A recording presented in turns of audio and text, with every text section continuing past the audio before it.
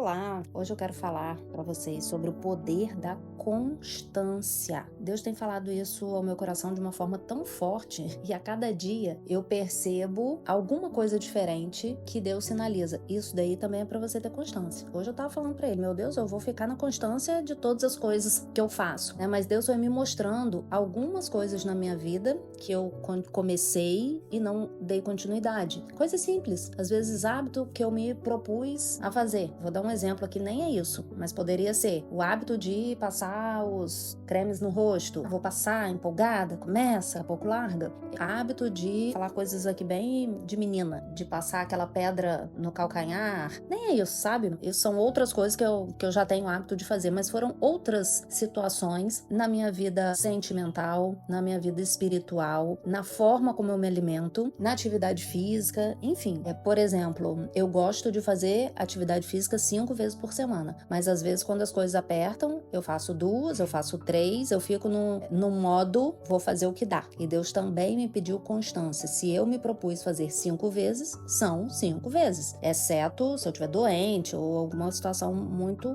drástica acontecer. Então ele tem falado para mim sobre o poder da constância. E quando a gente para pensar nisso, em relação ao emagrecimento, isso é mais do que óbvio. Vou começar a mastigar melhor, aí você mastiga, daqui a pouco larga, vou melhorar a ingestão de água, aí começa, daqui a pouco deixa. E sobre a própria atividade física, de comer doces, por exemplo, só no final de semana, ou fazer só 2 refeições livres por semana, enfim, você começa e depois aquilo perde a importância para você. Então, a nossa caminhada com Deus também pode ser construída na base da constância. Eu, um pouco antes do Natal, comecei a conversar com Jesus, falando, Jesus, está chegando o seu aniversário, o que você quer de presente? Qual é o presente que você quer que eu te dê? A gente não fala isso com o filho, com o marido, com quem quer que seja, amigas, né, próximas. E eu comecei a colocar isso para Jesus, que eu queria entregar algo valioso e queria saber o que ele queria de mim. E eu passei uns dias antes do Natal, nessa oração, falando isso, não tive resposta. E no dia 1º de janeiro, quando eu fui escrever as minhas declarações para o ano de 2025, enquanto eu escrevia, isso veio ao meu coração, sobre a constância. Deus quer que eu tenha constância em algumas coisas que eu faço. Inclusive, eu estou postando diariamente áudios aqui por conta dessa constância. Pode acontecer o que for, eu já postei depois de meia-noite, muito cansada, mas não deixei de postar porque eu assumi esse compromisso da constância com Deus. Foi esse o presente que Jesus pediu para mim. Agora vamos pensar. Eu falei, eu quero te entregar algo valioso. O que é que você quer de mim? Porque eu fiquei pensando, obediência, ele já tem. Oração diária, submissão.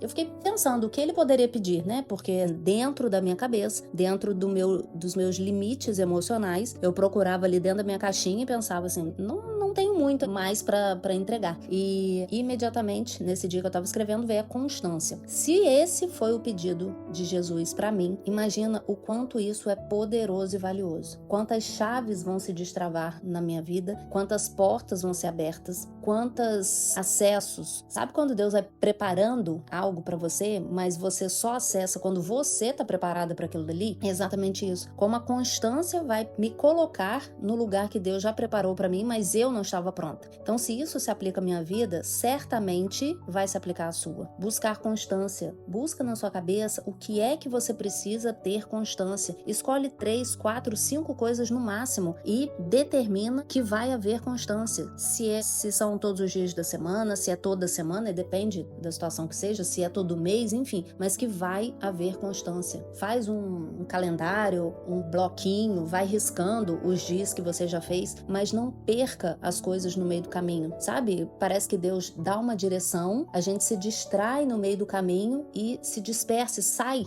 Simplesmente, imagina você andando num caminho, Deus está te dando a direção para você seguir, você começa a se distrair com uma coisa e outra, e de repente você dobra para a direita, para a esquerda, para onde for e sai do caminho que ele mandou você ficar. Aqui no Salmo 18, é um salmo lindo, né? Fala uma conversa muito bonita com Deus, começa falando, eu te amo, ó Senhor, força minha, ó Senhor, Senhor é a minha rocha, a minha cidadela e o meu libertador. Enfim, vai falando uma série de coisas. Do alto me estendeu ele a mão e me tomou, tirou-me das muitas águas, trouxe-me para um lugar espaçoso, livrou-me porque ele se agradou de mim. O Senhor derrama luz nas minhas trevas, contigo desbarata exércitos, com Deus eu salto muralhas. Agora o que eu queria chamar a atenção para vocês, o caminho de Deus é perfeito. Vamos parar para analisar isso. O caminho de Deus é perfeito. Então, mesmo que a gente esteja num lugar difícil, ruim, incômodo, desconfortável, que traz medo, que traz um desejo enorme de sair dali, o caminho do Senhor é perfeito. Se você está caminhando com Deus e Ele te colocou nesse caminho, não existe melhor lugar para você estar. E isso tem tudo a ver com constância, porque a gente sai do caminho que Deus pediu para nós trilharmos, porque ou está desconfortável, ou porque a gente perdeu o interesse, ou porque o resultado daquilo parece muito distante ou não parece